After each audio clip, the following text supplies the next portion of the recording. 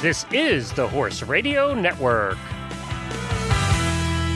This is episode 665 of Horse Tip Daily. A different horse tip, a different equine topic, a different equestrian expert every day. Horse Tip Daily brings the world of equine knowledge to you, one day at a time. Today's tip is brought to you by EquestrianCollections.com.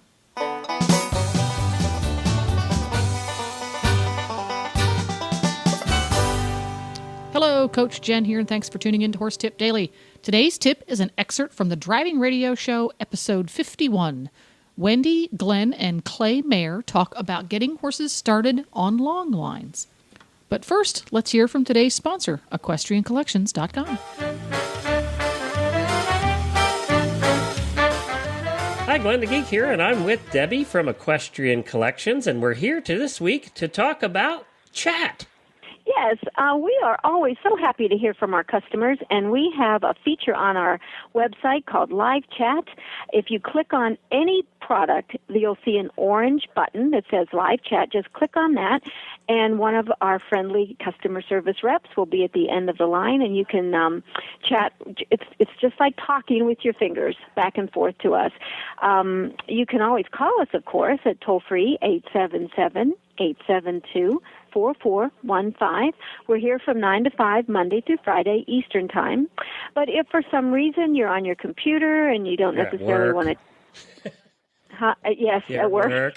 And you don't want to be talking on the phone, you can just live chat with us, and we'll be happy to help you there. We try and be here for our customers anytime and any way they want. You can also email us at customerservice@equestriancollections.com. We always respond to those within 24 hours of business days of getting those emails, and usually it's much quicker than that. So please come chat with us. Now, years ago when the live chat first came out for websites like this, not many people used it. Has it become more and more popular now?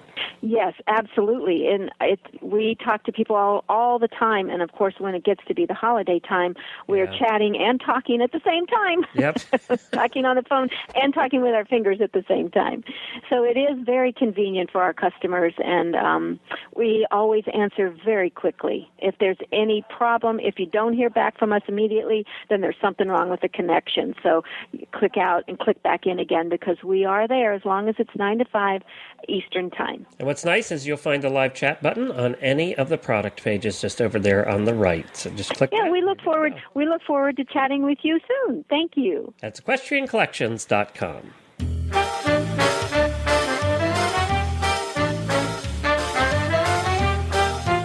And now, enjoy today's tip.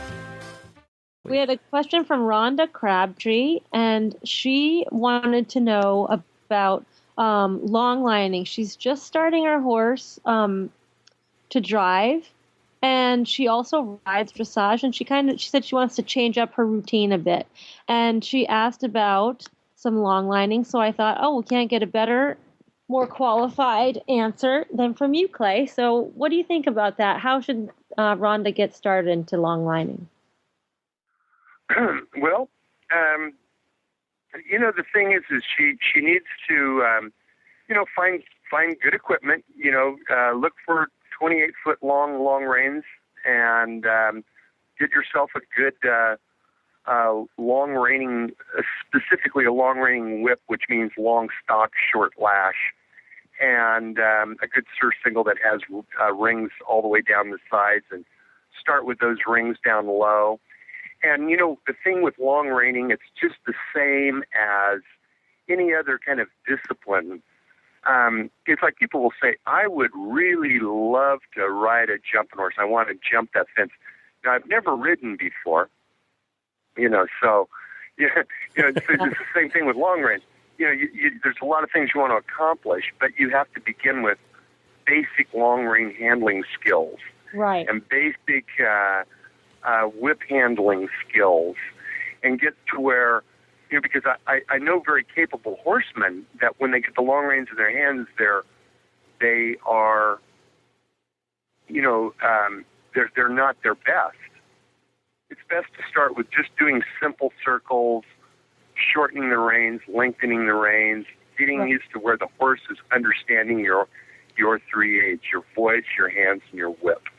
And to where you're developing those aids before you start, well, I'm going to start working on his top line. You know, you can't work on the top line if you're not fluid and sending those nice, smooth messages to your horse using your 3/8. So that was what I would. You start with the rings down low so you have more control, right? Because I know with driving, we have the saddle with the turrets up on top. And I see a lot of people trying to start with their reins to the turrets, and then the horse can just spin underneath. That's right. You do. Right. With the reins down low, it does a couple of things. There's a couple of things that go on there.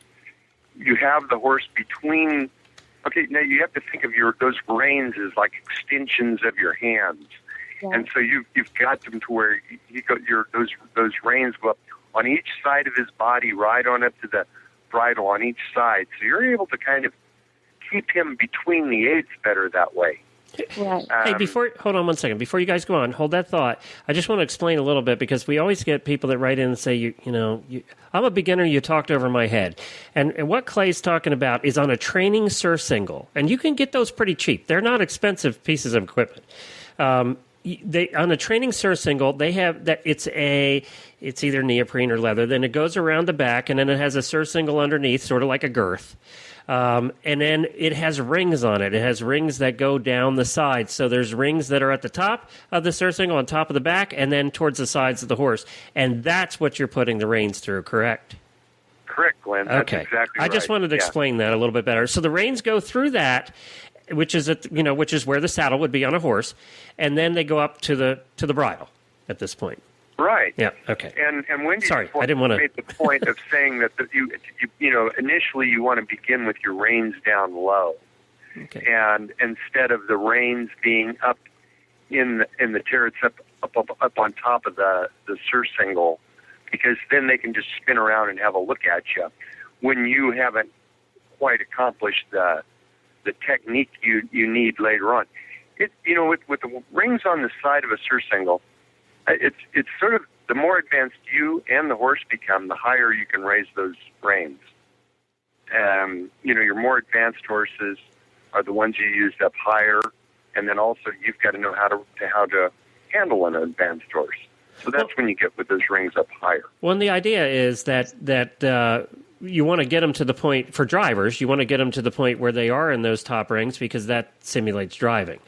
You're basically then driving them on the ground. Right. Yeah. But what you're trying to do, the thing about long reins is that, and how it's a benefit, is that you're able to introduce things to a horse where he doesn't have to support the weight of a rider or pull a carriage. You can also see how he's doing. You're able to visually see this horse. So he's not carrying your weight. You're able to see it.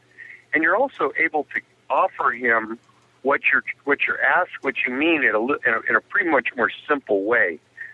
Most of the time, when I'm starting a horse on long range, the first thing I want them to do is to start developing their top line as they're moving around me. And if you get the top line going nice, a couple of things, not only just the value of what a good top line is, but what it also means is that you've got the right kind of impulsion and you've got the right kind of soft connection with your hands. So if you've got top line going, that means you've got the impulsion, you've got nice connection, and the horse is freed up and he's moving like a little fat duck into a beautiful swan all of a sudden. and then once you've got you can't get flexion or any kind of bend or anything like that if a horse doesn't have a nice top line. And so developing the top line on the long range where you can see it, you learn how to give him the correct impulsion, you learn how to make the nice connection, you can see what the top line looks like, and he's not having to support your weight or pull a carriage. And then from there, then you can start moving on flexion, which flexion goes to bend, and bend can go to lateral movement, and it also can go to the quality of the gaits and things. But it all begins with building a top line on the long range anyway. So I think that's a really good point because, you have to have these building blocks. And I think sometimes You think, I'm just going to get in and drive, and then I'll worry about the other stuff later. But if you don't have the basics, you can't go forward. Well, there you go. Thanks to Wendy Glenn and Clay Maier. You can watch Clay Maier with his Frisian horses on YouTube. Just search Clay Maier. That's CLAY space MAIER. It's pretty impressive. Stay tuned to Horse Tip Daily because those basic building blocks they were talking about is going to be on a separate tip. If you just can't get enough of Wendy and Glenn, you can listen to them every week on the Driving Radio Show, drivingradioshow.com. And don't forget to support our sponsors here on Horse Tip Daily because they make these podcasts possible. Today's podcast has been brought to you by EquestrianCollections.com. Just like Horse Tip Daily brings the whole world of equine knowledge to you, Equestrian Collection brings the whole world of equine shopping to you. Check them out today at EquestrianCollections.com and tell them Coach Jen sent you. Please stop by the Horse Tip Daily Facebook page and let us know what you think of the tips you hear on the show. It's also a great place to tell us about topics you'd like to hear us cover on the show. You can subscribe to all the great shows on the Horse Radio Network through iTunes or Zune and get your horse podcasts automatically downloaded to your iPod, Zune, or MP3 player. You can also listen to the shows right on Facebook. The player's right there every day. I'll be back again tomorrow with another new expert and a different horse tip. Until then, go ride your horse! The Horse Radio Network and the Horse Radio Network hosts are not responsible for statements of guests or their opinions. Use your own judgment when listening to the tips provided by the experts on Horse Tip Daily.